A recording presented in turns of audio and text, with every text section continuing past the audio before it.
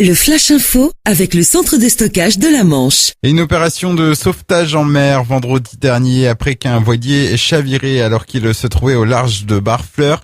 Un message d'alerte a été émis peu après 20h. Aussitôt, le cross de Jebourg a mobilisé l'hélicoptère Caiman de la Marine nationale stationné à Maupertu. Le skipper, un homme de nationalité danoise d'une quarantaine d'années, a pu être secouru in extremis et évacué vers l'hôpital Pasteur.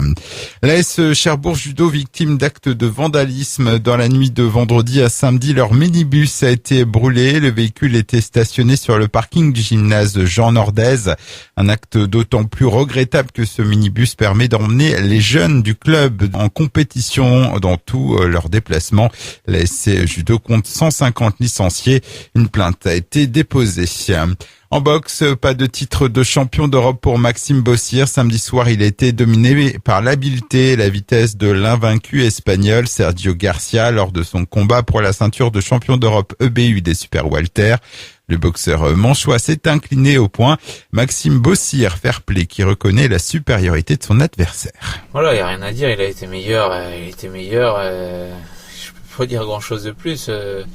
J'étais vraiment bien physiquement, les 12 rounds, il y avait zéro problème à ce niveau-là. Ça a été vraiment un problème technique. J'ai pas réussi à prendre sa mesure. Il s'est bien installé sur mon rythme à moi et à la base c'était prévu que je fasse l'inverse et ouais, j'ai pas réussi et pendant tout le combat j'ai cherché des solutions que j'ai pas trouvées.